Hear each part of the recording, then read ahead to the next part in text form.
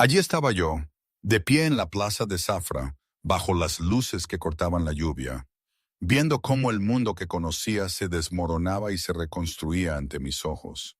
Carlos, o Ben, como le conocí, el rey. En un segundo sus andrajos cayeron al barro, y debajo no había un viejo lisiado, sino un hombre con una armadura que brillaba, una fuerza ancestral que vibraba en el aire. No sabía qué pensar. Mi cabeza daba vueltas, y mi corazón, Dios mío, creía que me iba a explotar. Era una mezcla extraña de terror, asombro y algo más, algo que no entendía y que me revolvía las tripas.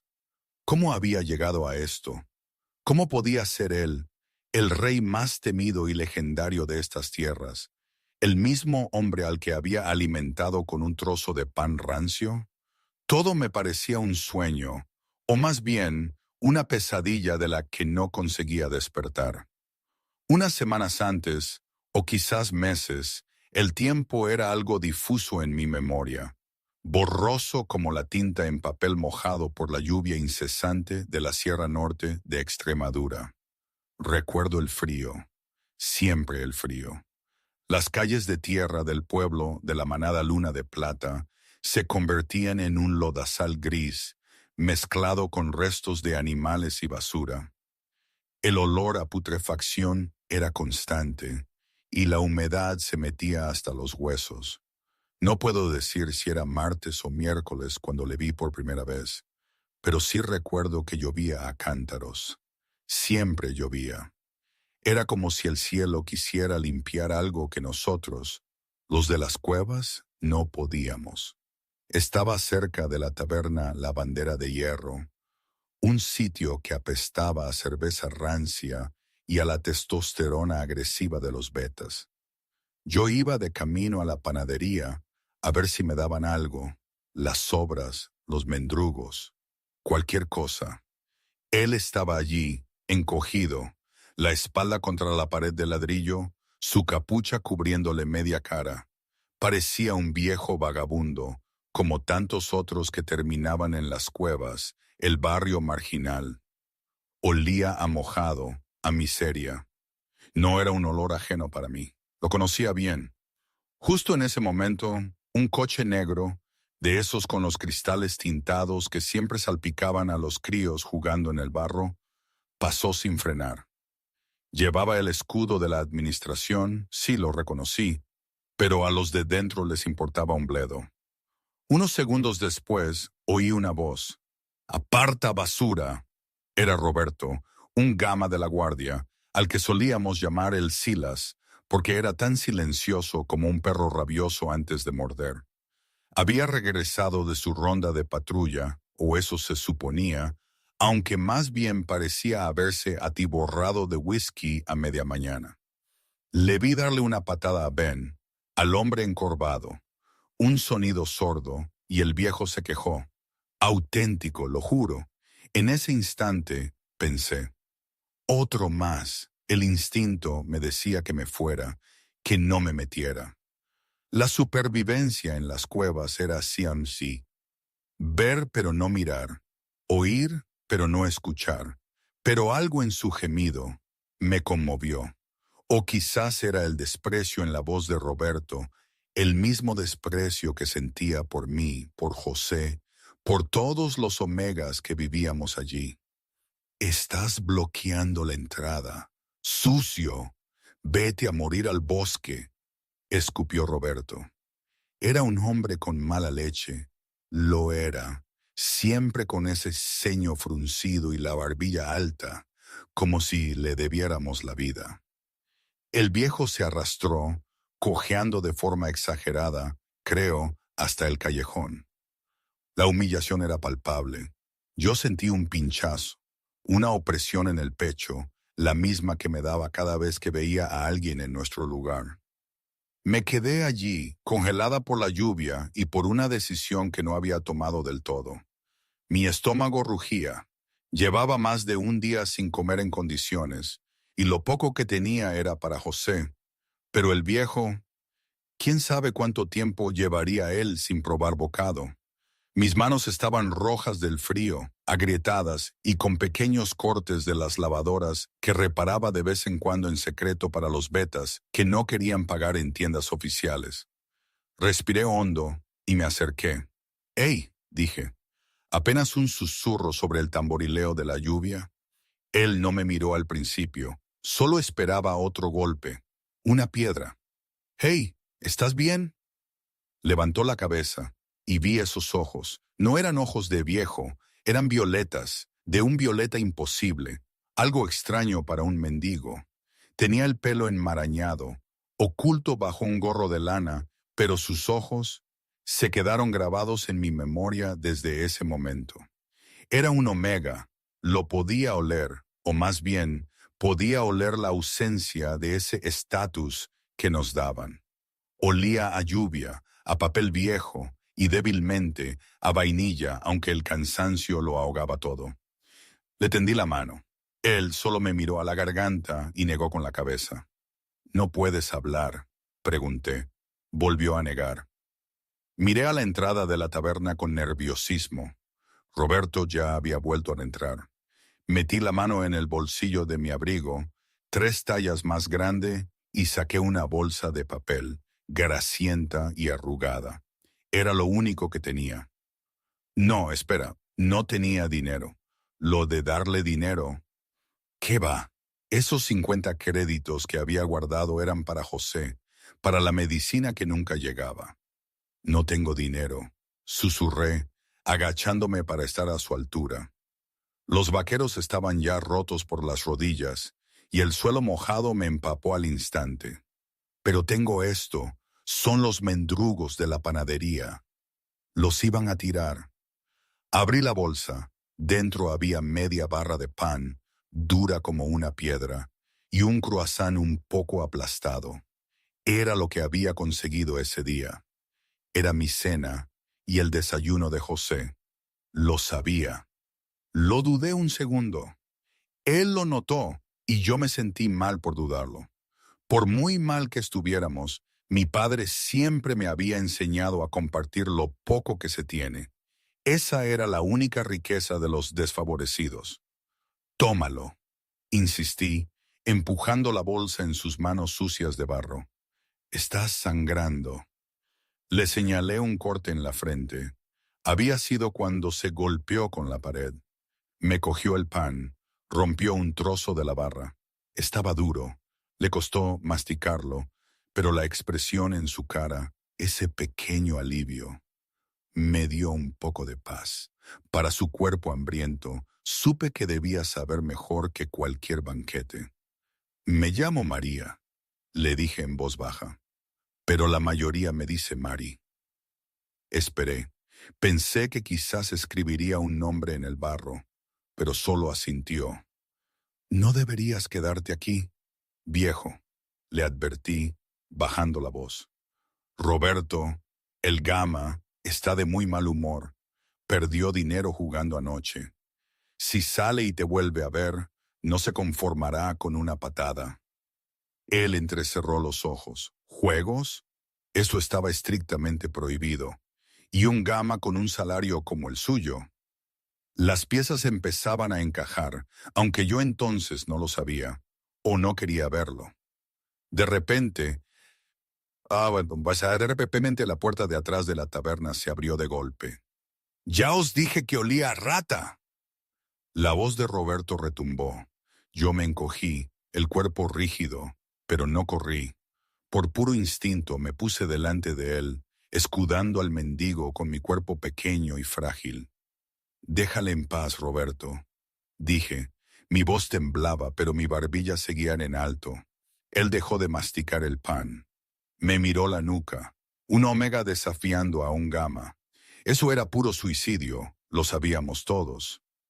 «Oh, mira qué tenemos aquí», se burló Roberto saliendo a la lluvia. Otros 2 guardias, unos tipejos que también patrullaban las fronteras, le siguieron.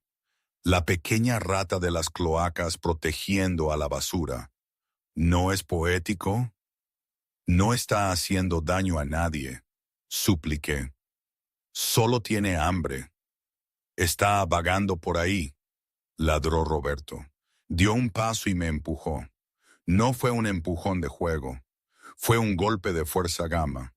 Bolsa hacia atrás, chocando contra los contenedores. Un golpe sordo y nauseabundo contra el metal, y me desplomé en el barro, jadeando por aire. Desde el suelo vi al viejo. Vi su mano apretar el barro. Algo en él cambió. Los ojos violetas que recordaba ahora tenían un brillo extraño. Un fuego. Una furia controlada pero muy real. Era como si una bestia se hubiera despertado, pero estuviera encadenada. Me arrastré, haciendo ruidos patéticos, fingiendo ser la anciana indefensa que siempre fingía. ¡Oh, miradlos!, se rió Roberto, bajándose los pantalones para orinar en la pared junto a nosotros. Dos errores de la naturaleza. Quítate de mi vista, Mari, antes de que te multe por tirar basura. Sé que no puedes pagarlo. ¿Cómo va tu hermano enfermo? ¿Todavía tose sangre? Me puse de pie a trompicones, la cara pálida. La mención de José me golpeó más fuerte que el golpe físico. Vamos, susurré al viejo, agarrándole del brazo. Tenía una fuerza sorprendente para alguien tan flaco. Tenemos que irnos, por favor. Le levanté. Él se dejó, apoyando su peso sobre mí. Le arrastré lejos de la taberna, adentrándonos en el laberinto de las cuevas, mientras la risa de sus propios guardias, mis protectores, resonaba detrás de nosotros. Caminamos 20 minutos bajo un aguacero helado.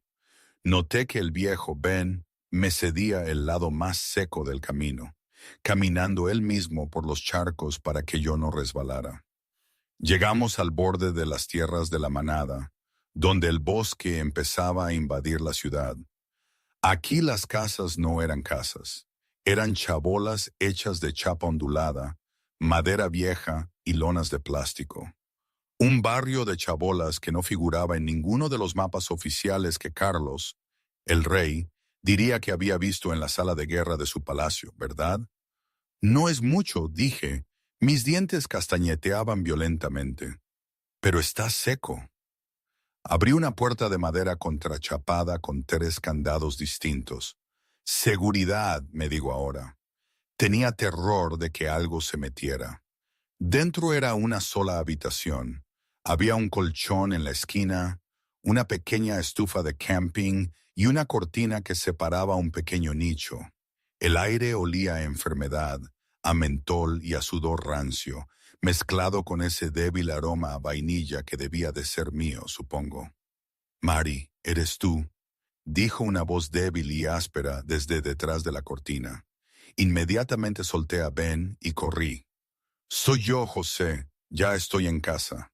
Ben se quedó junto a la puerta, goteando agua sobre las tablas del suelo. Escaneé la habitación. No había calefacción, solo la estufa. Vi una pila de avisos de impago sobre una caja que servía de mesa. Centro Médico Luna de Plata. Aviso final. Salí de detrás de la cortina, el rostro surcado por la preocupación. «Mi hermano», le expliqué a Ben señalando el nicho. «Tiene los pulmones ruidosos». Sentí un escalofrío en la sangre. La tos del traqueteo era una infección tratable. Un simple ciclo de antibióticos la curaba en 3 días. Pero sin medicina era una muerte lenta y agonizante para un lobo que no podía cambiar de forma. ¿Por qué no lo han tratado? Por un segundo olvidé el papel que estaba interpretando. La verdad, ¿cómo lo iba a saber? Mi voz casi se me escapa, pero me contuve y simplemente hice un gesto interrogante con las manos, señalando la factura médica. Suspiré, quitándome el abrigo mojado. Debajo llevaba el uniforme descolorido de camarera de una cafetería que él no reconocía. El hospital de la manada ya no trata a los omegas sin pago por adelantado. Nueva política del consejo. El beta Miguel la firmó el mes pasado. Miguel Cruz. El nombre se me grabó en la cabeza. Su padre había sido un guerrero noble. Parecía que el hijo era un mero oportunista. «Estoy ahorrando», le dije, yendo a la estufa para encenderla. Las llamas titilaron con poco gas. Estoy cerca. Solo necesito otros 200 créditos. Pero Roberto y su banda no paran de subir el impuesto de protección para las cuevas. Le miré con una triste sonrisa. No debería aburrirte con esto. Tú tienes tus propios problemas. Le quité el pan, no para quedármelo, sino para repartirlo. Corté la barra dura en 3 trozos. Me quedé con el más pequeño, le di otro a Ben y llevé el croissant tierno detrás de la cortina para José. Ben sostuvo su trozo de pan. Pensaría, soy el hombre más rico del hemisferio. Soy dueño de minas de oro, de conglomerados tecnológicos y de vastos territorios. Y aquí estoy, aceptando comida de una chica que se está muriendo de hambre por la corrupción de mi administración. La culpa, pesada y sofocante, se le asentó en el pecho, estoy segura. Eso fue lo que me dijo después, cuando ya éramos otra cosa. Come, le dije volviendo. Me senté en el suelo indicándole que se sentara en la única silla, una silla de jardín de plástico. Puedes dormir aquí esta noche si quieres. Se supone que la temperatura bajará de 0. Si te quedas ahí fuera, no te despertarás. Él se sentó. Necesitaba irse. Necesitaba convocar a su guardia de élite, la unidad sombra, y quemar todo ese sistema corrupto. Pero no podía irse todavía. Necesitaba ver a Miguel Cruz. Necesitaba ver el rastro del dinero. ¿Por qué? Gesticuló. Me señaló, luego a sí mismo. ¿Por qué me ayudas? Masé mi pequeño trozo de pan, saboreándolo lentamente. Le miré con esos ojos violetas que parecían contener un universo de tristeza. ¿Por qué? Le dije en voz baja. Mi padre solía decir que el rey Alfa lo ve todo, que nos protege a todos. Pero al rey no se le ha visto por estas tierras en años. Dicen que está ocupado con guerras en el sur. Hice una pausa mirando la llama azul parpadeante de la estufa. Creo que si el rey no está aquí para cuidarnos, tenemos que cuidarnos entre nosotros. Nadie más va a venir a salvarnos, viejo. Somos todo lo que tenemos. Él bajó la cabeza, ocultando el destello dorado que ondeó en sus iris, su lobo reaccionando a mis palabras. Estoy aquí, juró en silencio. Lo supe más tarde. Y les voy a llover fuego del infierno por esto. De repente, un fuerte golpe en la puerta de madera contrachapada hizo temblar toda la chabola. ¡Abre, zorra! Sabemos que estás ahí. Solté mi pan. Mi cara se puso blanca. Son los cobradores, susurré. Los hombres de Miguel Cruz. Miré a Ben con pánico en los ojos. Escóndete debajo de la cama. Si encuentran a un macho no registrado aquí, me encontrarán, y no tendré el dinero para la medicina de José. Él no se movió. Por favor, le supliqué, las lágrimas asomando. Yo puedo con ellos, solo escóndete. Él se deslizó de la silla y rodó bajo el alto armazón de metal de la cama, apretándose en las sombras. Tenía una vista clara de la puerta y de mis botas. La puerta fue derribada antes de que pudiera abrirla. Astillas volaron por toda la habitación. Entraron 2 hombres. Uno era un gorila enorme y bruto. El otro era esbelto. Vestía un traje a medida que costaba más que todo el barrio. Miguel Cruz. Lo reconocí al instante. Le había visto en el baile de primavera, sonriendo y brindando por la prosperidad de la manada. Aquí, en la tenue luz de la chabola, parecía un tiburón oliendo sangre. Sarafina, dijo Miguel, con una voz suave como el aceite. Saltó por encima de la puerta rota. Te ha saltado el pago esta semana. Yo le pagué a Roberto, balbuceé, retrocediendo hasta chocar con la estufa. Le di 50 créditos ayer. Roberto cobra la tasa de protección, dijo Miguel, inspeccionándose las uñas bien cuidadas. Yo estoy aquí por la deuda que dejó tu padre cuando murió. Ya sabes los términos. Intereses. No lo tengo, grité. Necesito comprarle medicina a José. Por favor, vete a Cruz. Solo una semana más. Miguel suspiró, un sonido de falsa decepción. Acortó la distancia y me agarró la barbilla con la mano, obligándome a mirarle. Desde debajo de la cama, la visión de Ben se tiñó de rojo. Vio la forma en que Miguel me miraba. No era solo por dinero, era depredador. ¿Sabes, Mari? Ronroneó Miguel. Hay otras formas de pagar. Una omega bonita como tú, estás desperdiciada en una cafetería. Tengo un amigo en la manada del sur, el Alfa Espino. Busca sirvientes o reproductoras. Paga muy bien por líneas de sangre omega. Le aparté la mano de un manotazo. No, no voy a ir a ninguna parte. La sonrisa de Miguel desapareció. Me dio una bofetada. El sonido fue como un disparo en la pequeña habitación. Caí de bruces al suelo, a centímetros de donde Ben estaba escondido. Una gota de sangre fresca de mi labio partido cayó sobre las tablas del suelo. No tienes elección, siseó Miguel. Tienes 24 horas para conseguir 5,000 créditos, o me llevo al chico. No, grité. Me llevo al chico, repitió Miguel, y lo vendo a las minas. Siempre necesitan manos pequeñas para limpiar las trituradoras. ¿Y tú? A ti te enviarán al Alfa Espino este fin de semana. Miguel se volvió hacia su ejecutor. Marca la puerta para que todos sepan que es propiedad del Estado hasta que se pague la deuda. Se dieron la vuelta para irse. Miguel se detuvo en la puerta. 24 horas, Sarafina, no me decepciones. Se fueron. Fueron, dejando la puerta colgando de sus bisagras. El viento helado entró, apagando la estufa. Yo no me moví. Me quedé en el suelo, acurrucada, y empecé a sollozar. Era un sonido silencioso y roto que me desgarraba el corazón. Debajo de la cama, Carlos Blackwood cerró los ojos. No solo quería despedir a Miguel, quería su cabeza. Y lo digo con toda la furia que sentí después. Esperó a que mis sollozos se convirtieran en hipos. Luego se arrastró. Me senté, limpiándome la sangre del labio. Le miré, mis ojos apagados y sin esperanza. «Deberías irte», susurré. «Si sigues aquí mañana, quizás te lleven a ti también». Él se puso de pie.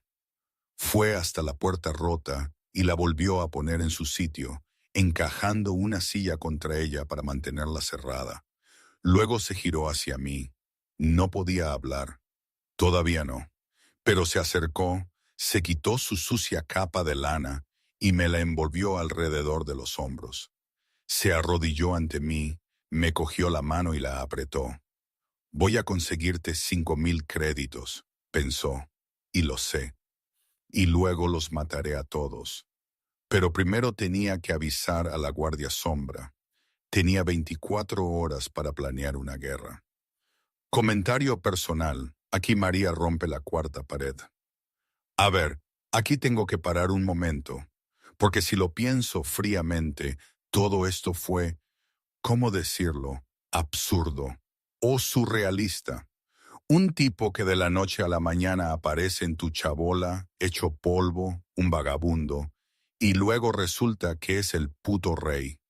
¿Quién se cree eso? Yo, desde luego, no.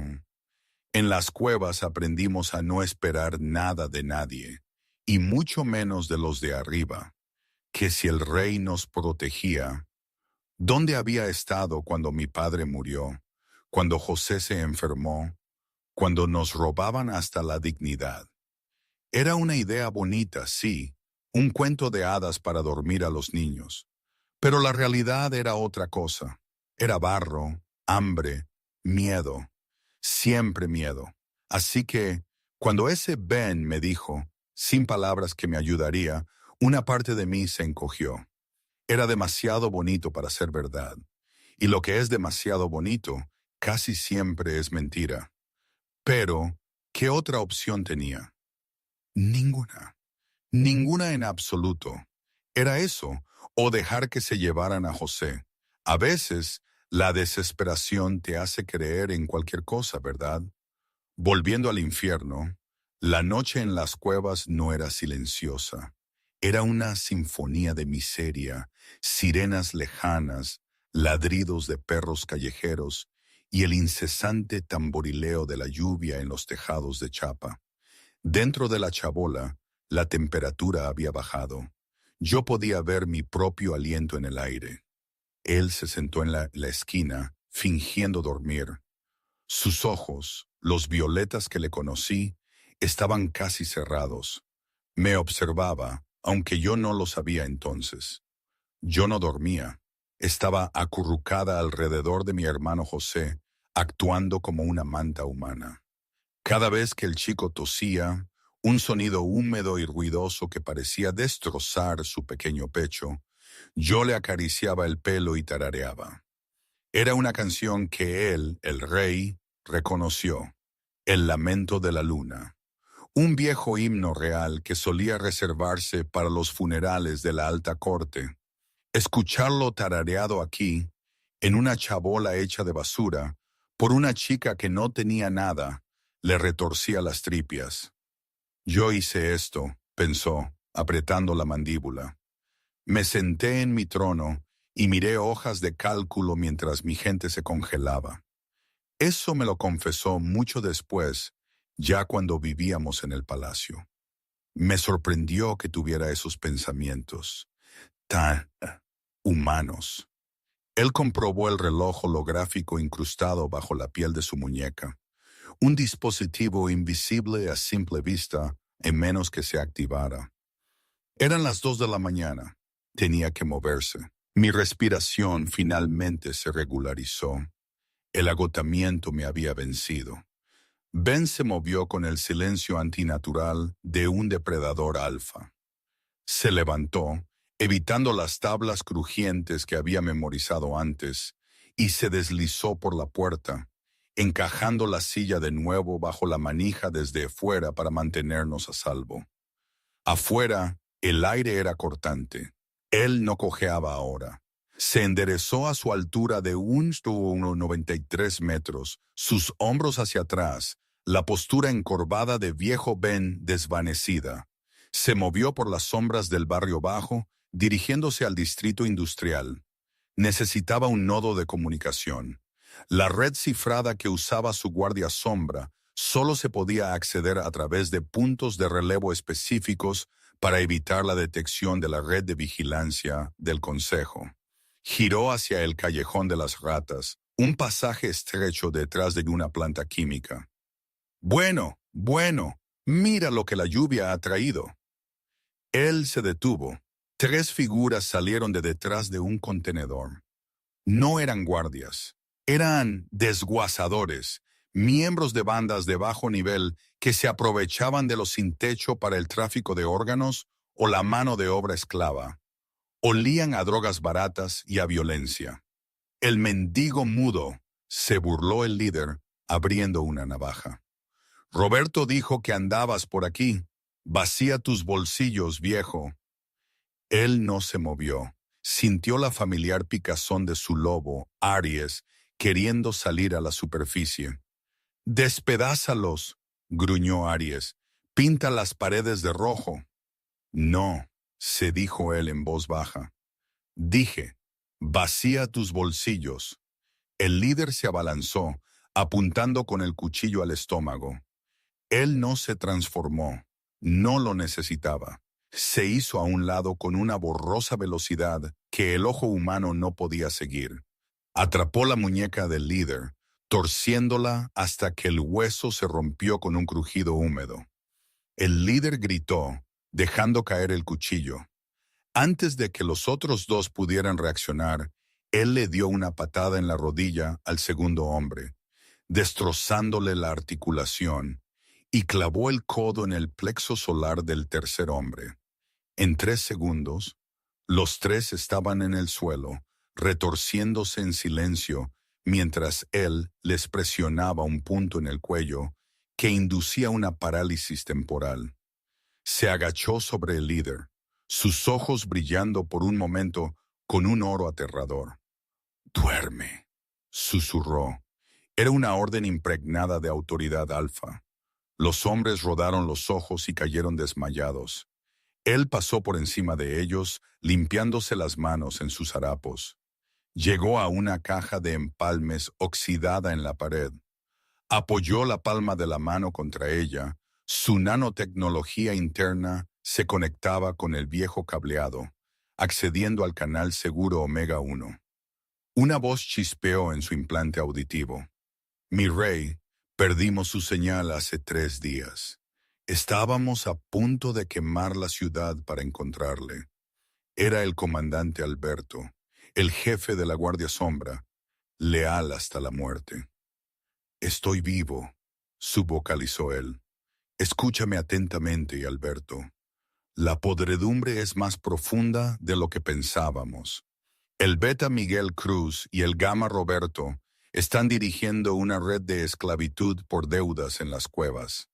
Están traficando con omegas al territorio del sur. De la orden, Sire. Tengo 3 equipos de ataque listos. Podemos tomar el edificio de la administración en 10 minutos. «No», ordenó él. «Todavía no. Si atacamos ahora, el Consejo afirmará que es un golpe de Estado. Esconderán las pruebas. Necesito exponerlos públicamente.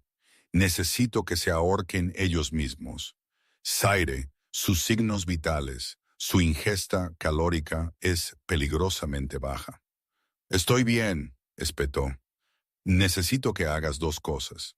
Primero, consigue 5,000 créditos en chips no rastreables.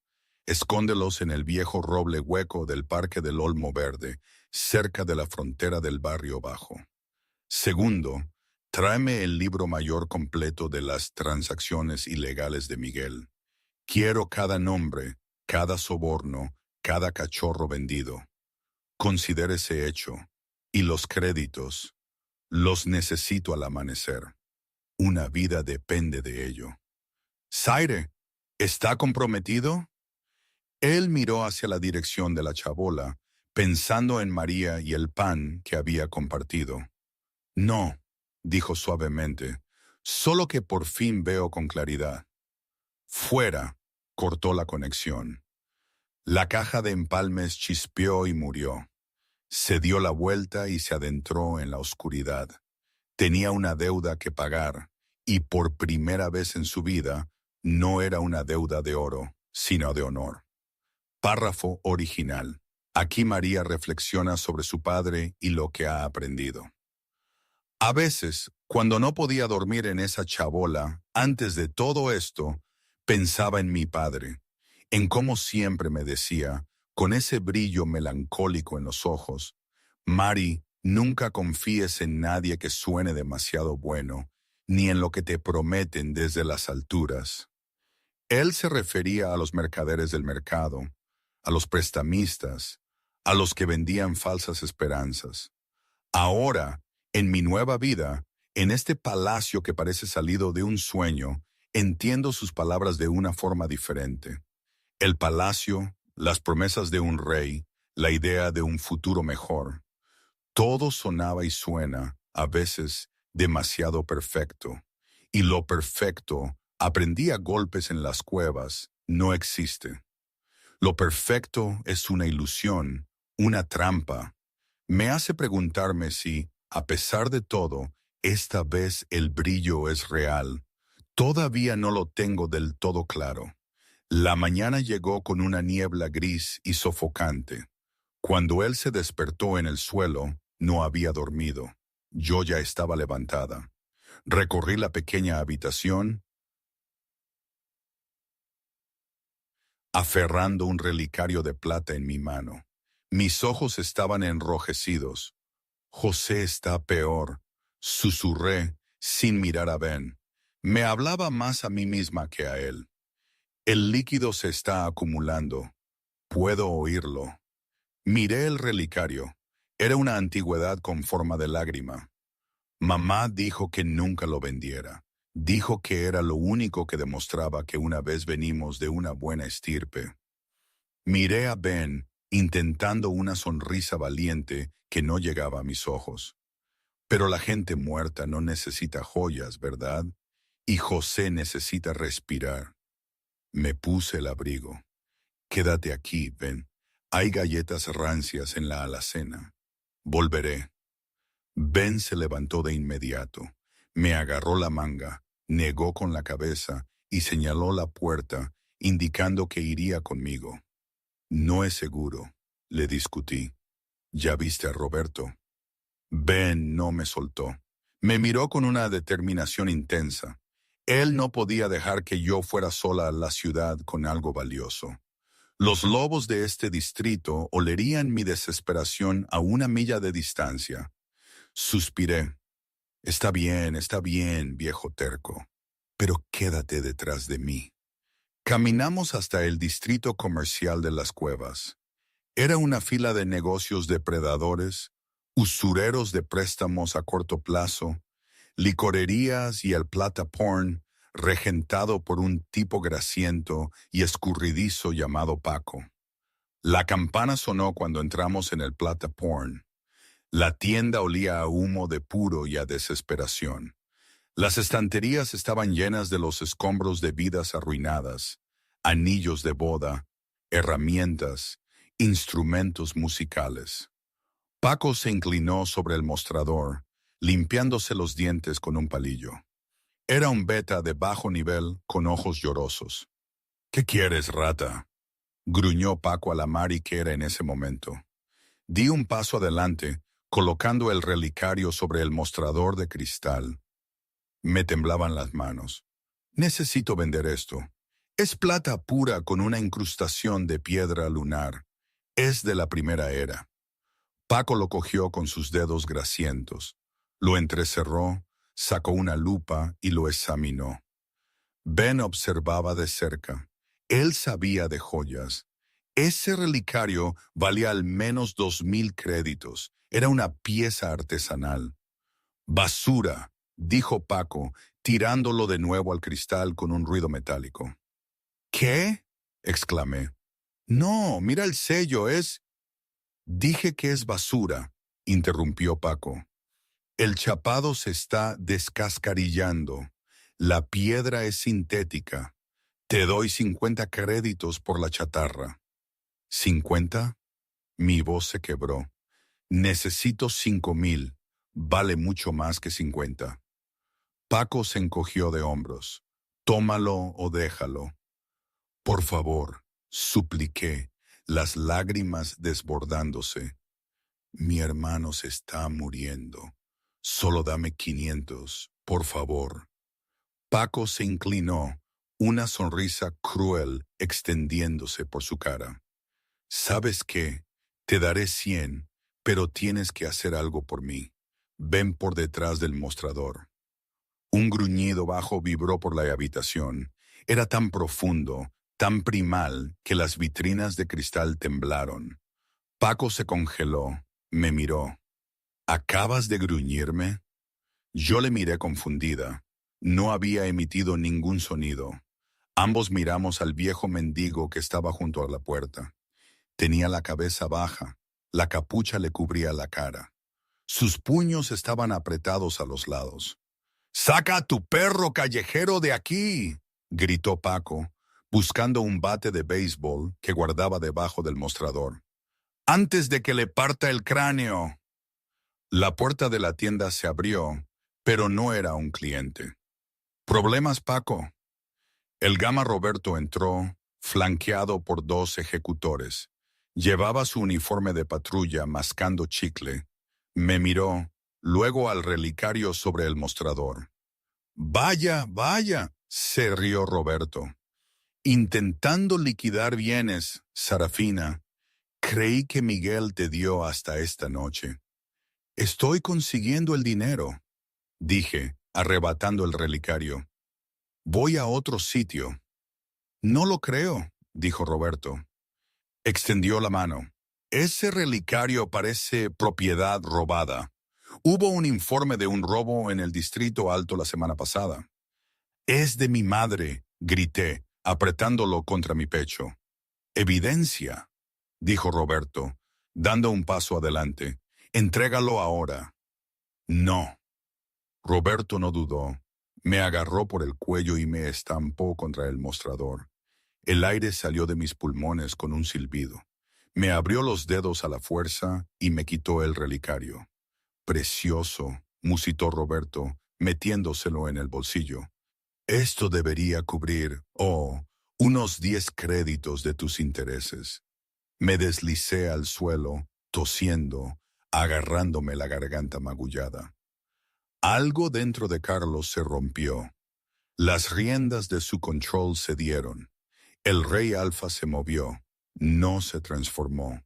La habitación era demasiado pequeña y habría descubierto su tapadera, pero usó el paso flash, una técnica de combate reservada para alfas de élite. En un momento, Carlos estaba junto a la puerta. Al siguiente, estaba de pie entre Mari y Roberto. Roberto parpadeó. No había visto al mendigo moverse. Solo vio un borrón de harapos. «¡Muévete, viejo, o te mato!», gruñó Roberto buscando su bastón paralizador. Él levantó la vista. Por primera vez, dejó que la capucha cayera ligeramente. Sus ojos ardían con una intensidad fría y aterradora. No habló. Extendió la mano y agarró la mano de Roberto, la que tenía en el bolsillo sosteniendo el relicario. Roberto intentó apartarse, pero el agarre de Carlos era como una prensa hidráulica. «¡Crunch!». «¡Ah!», gritó Roberto mientras los huesos de su mano se trituraban. Cayó de rodillas, incapaz de soportar la presión. Los 2 ejecutores se abalanzaron. Carlos ni siquiera los miró. Atrapó el puño del primero con su mano libre y lo lanzó por encima de su hombro, haciéndolo estrellarse contra una vitrina de cristal llena de guitarras eléctricas. El segundo ejecutor dudó, sintiendo la repentina y abrumadora aura de poder que irradiaba el mendigo. Olía a ozono y a sangre. Olía a un alfa primario.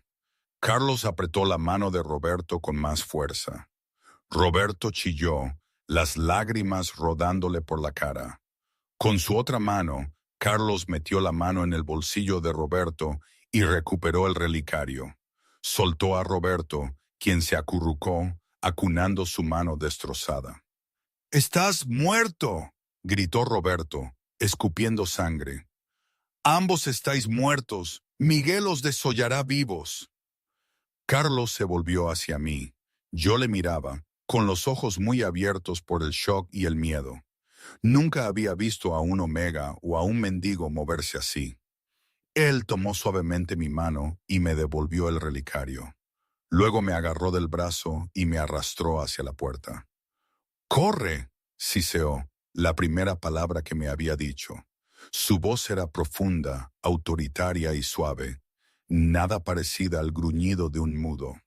Salimos corriendo de la tienda bajo la lluvia, dejando atrás los gemidos del guardiagama. «¿Quién eres?», jadeé mientras corríamos por el callejón, chapoteando en los charcos. «Ben, ¿quién eres?». Carlos no respondió. Me arrastró hacia el parque, hacia el roble hueco. Necesitaba el dinero, pagar la deuda y sacarnos a mí y a José de la ciudad antes de incendiarla. Pero al doblar la esquina hacia el barrio de Chabolas, nos detuvimos en seco. Un humo negro se elevaba hacia el cielo gris. Venía del borde del bosque, de la dirección de mi chabola. «¡José!», grité, el sonido desgarrándome la garganta. Me solté de Carlos y corrí hacia el humo. Carlos maldijo. No esperaron. Miguel Cruz no había esperado la fecha límite. Había enviado un mensaje. Él corrió tras de mí, el corazón martillándole el pecho. Si el chico estaba muerto, no habría juicio, no habría política, solo habría una masacre. El olor nos golpeó antes que el calor, un cóctel nauseabundo de plástico derretido, madera quemada y el olor a ozono del acelerador. Grité un sonido tan crudo que me destrozó la garganta. Me lancé contra el muro de llamas que solía ser mi hogar. El calor era abrasador, quemándome las cejas y el pelo, pero no me importaba. José, José. Intenté pasar por la puerta derrumbada, mis manos quemándose con los restos de metal caliente. Carlos me cogió por la cintura, tirándome hacia atrás con una garra inquebrantable. María, para. No puedes entrar ahí. Está ahí dentro. Déjame ir. Le golpeé, arañándole los brazos, pateándole las espinillas. Yo era un torbellino de dolor y pánico. Mi hermano está ahí dentro. No lo está, rugió Carlos por encima del rugido del fuego. Me hizo girar, me agarró los hombros y me obligó a mirarle. Escúchame. Huele el aire, María. No hay olor a carne quemada. No está ahí dentro. Me desplomé contra su pecho, mis piernas cediendo. Sollocé contra su sucia capa, mi cuerpo temblaba violentamente. Carlos me abrazó, sus ojos esquineando a la multitud de vecinos. Omegas con el rostro hundido y lobos ancianos que parecían demasiado aterrorizados para hablar. ¿Quién hizo esto? La voz de Carlos era baja, pero llevaba una vibración que hizo que los espectadores más cercanos se encogieran. Una anciana, doña Carmen, salió de las sombras de una chabola vecina. Apretó un chal con fuerza alrededor de sus hombros huesudos. Fue Roberto, susurró doña Carmen. Su voz temblaba. Volvió 10 minutos después de que te fueras. Dijo que la orden de desalojo era inmediata. Arrastraron al chico. Yo levanté la cabeza, mi cara manchada de hollín y lágrimas. ¿Dónde? ¿A dónde se lo llevaron? Doña Carmen señaló con un dedo tembloroso hacia el centro de la ciudad, donde las luces de neón del Distrito Alto brillaban contra las oscuras nubes de tormenta. La plaza. Miguel está haciendo una purga de deudas. Están subastando a los morosos para las minas. Carlos sintió una rabia fría y calculada apoderarse de él. Era una claridad que no había sentido en años. La investigación había terminado. El tiempo de observación había terminado. Esto ya no se trataba de erradicar la corrupción. Se trataba de exterminio. Me miró. Vamos a recuperarlo. ¿Cómo? Sofocé. La casa se ha ido. Las jarras de dinero se han derretido. No tengo nada, Ben. No me queda nada para intercambiar. Él metió la mano en el bolsillo de sus pantalones cargo. Sacó una pequeña y pesada bolsa que había recuperado del roble hueco antes. La entrega que Alberto había hecho. Tengo esto, mintió Carlos suavemente. Yo lo robé de un escondite que Roberto tenía en el callejón. Abrió la bolsa. Dentro había 5 chips de platino, cada uno valorado en 1000 créditos. Yo los miré fijamente. Mis ojos se abrieron de par en par. 5000. Ven, te matarán por robar esto. Que lo intenten, dijo Carlos con una voz oscura. Cogió una lona desechada del barro para cubrir mis hombros mojados. Límpiate la cara, Sarafina. Mantente erguida. Vamos a la plaza y vamos a comprar a tu hermano de vuelta. Mientras iniciaban la marcha hacia el centro de la ciudad, Carlos tocó el dispositivo de su muñeca 3 veces, un código silencioso para Alberto y la guardia sombra. Código leído. El lobo está cazando. Rodeen la plaza. Esperen mi orden. La respuesta fue un único pulso silencioso contra su piel. Entendido. La plaza del pueblo de la manada Luna de Plata solía ser un lugar de mercados y festivales.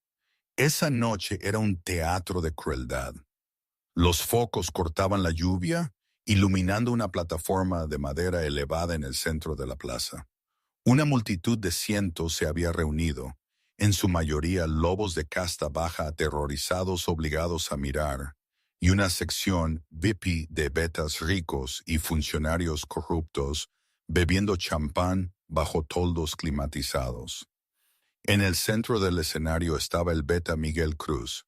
Llevaba un traje blanco que permanecía impecablemente limpio a pesar de la suciedad de la ciudad. Detrás de él, dentro de una jaula de hierro oxidado, generalmente utilizada para el ganado, estaban sentados 6 niños. José estaba entre ellos. Estaba acurrucado en la esquina de la jaula, tosiendo violentamente, su piel pálida como un fantasma. Señoras y señores, la voz de Miguel retumbó por el sistema de megafonía. Bienvenidos al ajuste de cuentas mensual.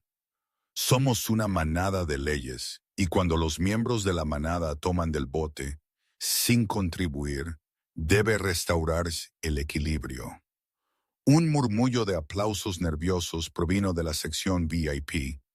La gente común permaneció en silencio, con la cabeza baja. Lote número 4, anunció Miguel, señalando la jaula. Un ejecutor sacó a José por el cuello. El niño tropezó, demasiado débil para mantenerse en pie. José Campos Omega, enfermizo, pero tiene buenas manos para las cintas clasificadoras. Oigo una oferta inicial de 500 créditos. ¡500! Gritó un capataz de la mina desde la primera fila. 600, gritó otro. Me abrí paso entre la multitud, mi respiración entrecortada. ¡Paren! ¡Paren! Irrumpí en el espacio abierto frente al escenario. La multitud se apartó, jadeando. Era un suicidio interrumpir una purga de deudas. Ah, sonrió Miguel, mirando desde el podio. La hermana, Sarafina, tu casa tuvo una falla estructural. Déjale ir, grité, caminando hacia el escenario. Tengo el dinero, tengo la deuda. Metí la mano en mi bolsillo y saqué la bolsa que Carlos me había dado. La tiré al escenario. Cayó a los pies de Miguel con un pesado tintineo. Miguel empujó la bolsa con la punta de su caro zapato italiano.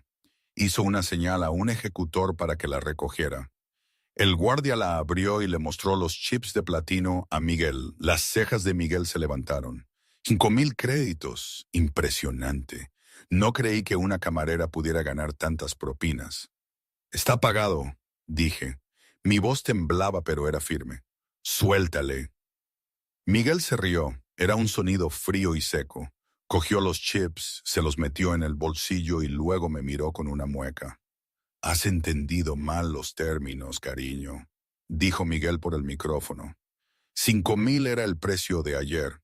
Hoy hay un recargo por retraso, una tarifa administrativa y una tarifa por molestias. Se inclinó sobre la barandilla. El precio ahora es de 10,000. Y como solo tienes eso, me quedaré con el dinero y con el chico.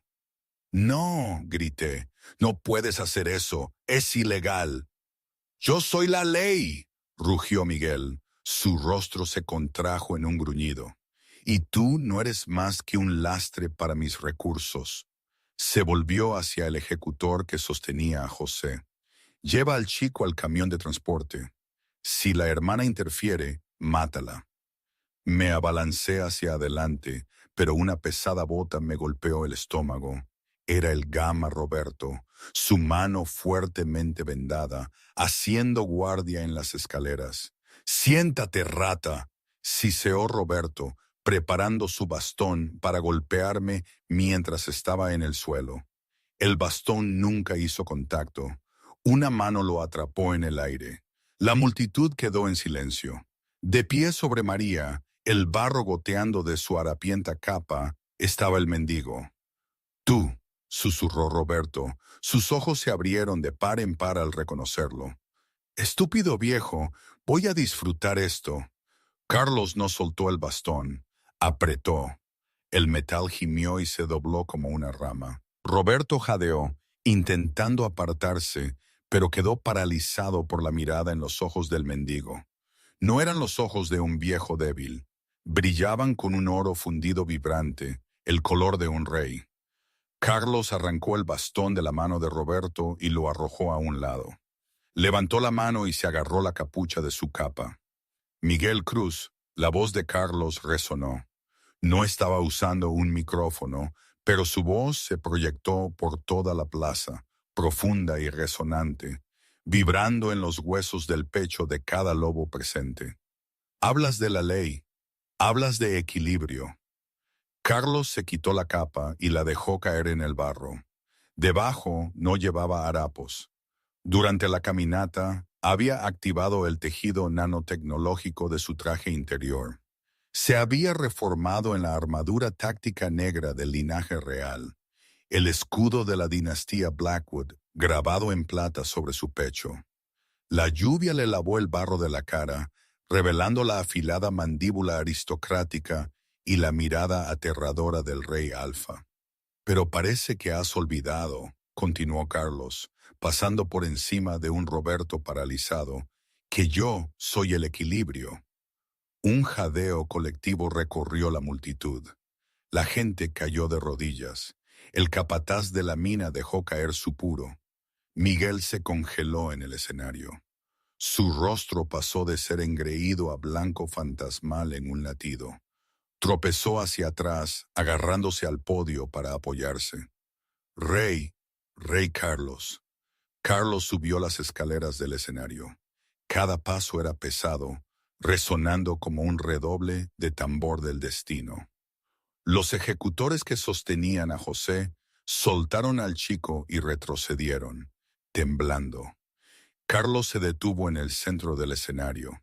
Miró a la multitud, luego a mí, que le miraba desde el barro, con las manos cubriendo mi boca, en shock. «Ven», susurré. Él me miró y su expresión se suavizó por una fracción de segundo. «Te lo dije, Sarafina, el rey Alfa lo ve todo». Se volvió hacia Miguel. La presión en el aire se hizo pesada, la fuerza gravitatoria de un alfa primario suprimiendo a todos los que estaban cerca. «Robaste a mi gente», dijo Carlos, su voz mortalmente tranquila. «Hambriaste a los niños, quemaste casas, corrompiste el juramento sagrado de la manada». «Su Majestad, yo puedo explicarme», balbuceó Miguel. El sudor le corría por la cara a pesar de la lluvia fría. Fue una necesidad económica. La región estaba fallando. Lo hice por la manada. «Vendiste a un niño por 500 créditos», escupió Carlos. Levantó la mano. «Guardia Sombra, ejecuten la orden 60». Así. Desde los tejados que rodeaban la plaza, los puntos láser rojos se encendieron. Decenas de ellos, cada guardia corrupto, cada ejecutor y el propio Miguel tuvieron de repente un punto rojo en la frente. Soldados vestidos de negro descendieron de los edificios en tirolinas, aterrizando en silencio entre la multitud. Se movieron con precisión letal, desarmando a los guardias leales antes de que pudieran siquiera sacar sus armas.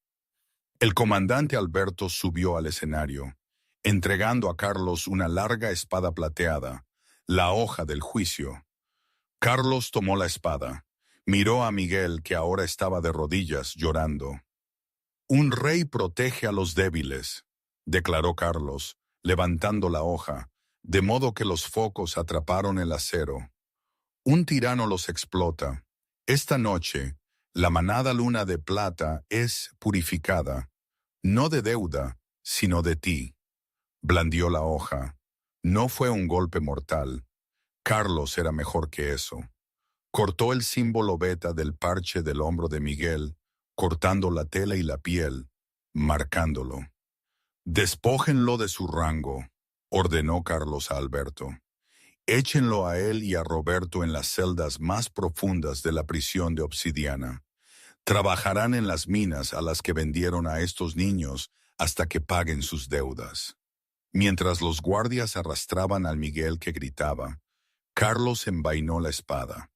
El silencio en la plaza era absoluto.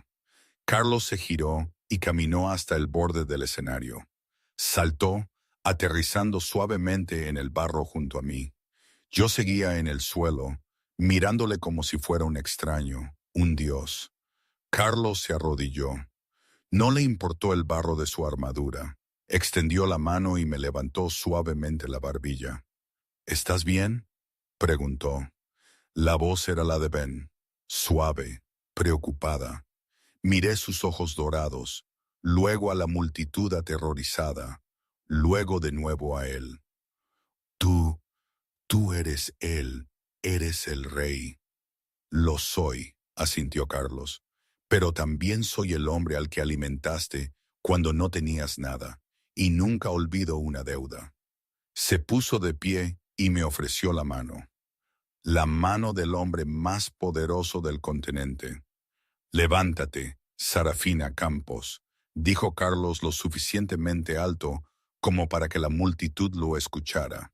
El asiento de la reina ha estado vacío durante demasiado tiempo, y creo que por fin he encontrado a alguien con un corazón lo suficientemente grande como para llenarlo. Miré su mano. La lluvia disminuyó a una llovizna, como si incluso el tiempo se inclinara ante el humor del rey. Extendí la mano y la tomé. 3 días después, el palacio de obsidiana estaba en silencio, salvo por el pitido rítmico de los monitores en la enfermería real. Yo estaba sentada en un lujoso sillón de terciopelo, con las piernas recogidas. Ya no llevaba el abrigo enorme y con cinta adhesiva. Llevaba un vestido sencillo pero elegante de suave lana gris proporcionado por el personal del palacio. En la cama frente a mí, José dormía profundamente. Su respiración era profunda y clara. Los mejores médicos del reino le habían drenado el líquido de los pulmones y le habían administrado los nanopotenciadores que curaban la tos del traqueteo en horas. Sus mejillas, antes hundidas y grises, estaban rosadas y cálidas. La puerta se abrió con un crujido. Carlos entró. No llevaba su armadura ni sus harapos. Llevaba un jersey negro informal y vaqueros oscuros, pareciendo más un hombre que un rey.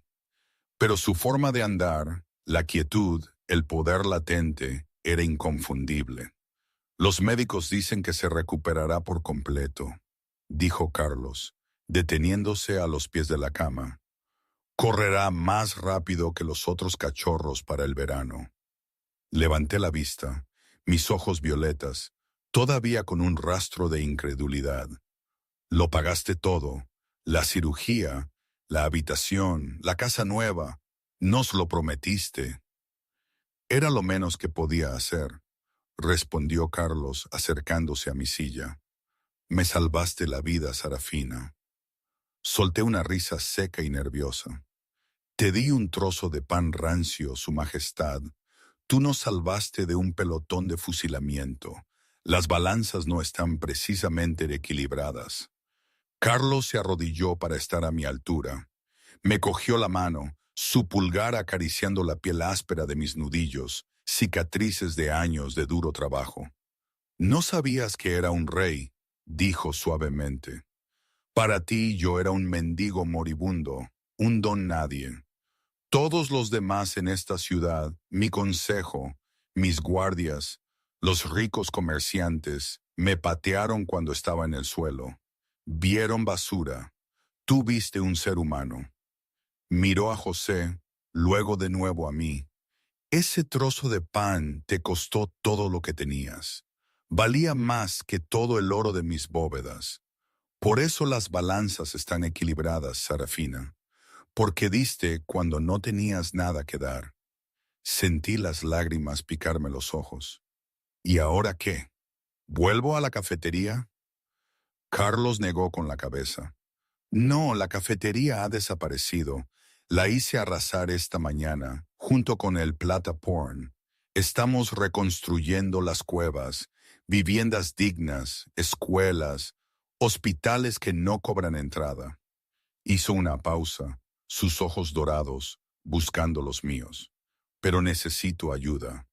Necesito a alguien que sepa lo que es tener hambre. Alguien que pueda recordarme cuando me siente en ese alto trono, lo que se siente en el barro. Metió la mano en el bolsillo. Esperé un anillo o quizás una insignia de oficina. En cambio, sacó un pequeño relicario de plata. Mi relicario, el que Roberto me había robado. Lo había recuperado del depósito de pruebas después del arresto de Roberto. Incluso había pulido la piedra. Mi madre me dio esto.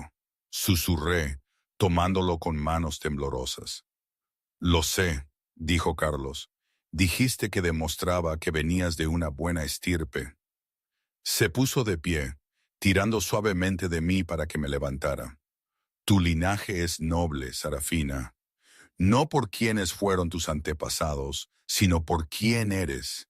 Eres la única verdadera alfa que encontré en toda esta ciudad.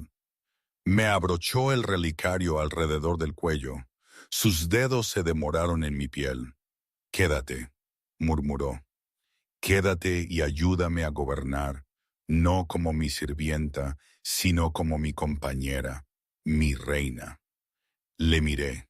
El miedo de los últimos años, el miedo a los cobradores, a la inanición, al frío, empezó a derretirse. Por primera vez, vi un futuro que no era gris. No sé lo más mínimo sobre cómo ser una reina, admití. Carlos sonrió, una sonrisa rara y genuina que le iluminó la cara.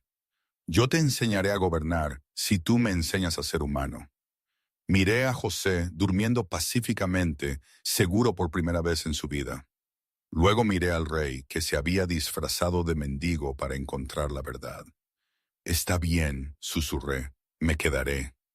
Carlos se inclinó, y cuando me besó, no fue el beso de un rey reclamando a una súbdita. Fue el beso de un hombre que por fin había encontrado su hogar. ¿Y hoy qué? Pues, no lo sé, a veces miro por la ventana de este palacio, tan diferente a mi antigua vida en las cuevas, y me pregunto si todo fue real, si no es un sueño del que voy a despertar. Pienso en la Mari que era, la que solo quería un pedazo de pan para su hermano, y la que soy ahora. A veces pienso que fue lo mejor que me pudo pasar. Otras veces siento un nudo en el estómago y me pregunto si no cometí un error, si no lo hizo él, el rey, al ponerme aquí. Es complicado. Las emociones son así, ¿no? Nunca claras, nunca un solo camino. Hay días que la incertidumbre me pesa, pero luego veo a José correr por los jardines, sano y salvo, y sé que, aunque el camino sea confuso, de alguna manera, tenía que ser así. Nada es perfecto, eso lo sigo sabiendo. Pero es mi vida, y la construyo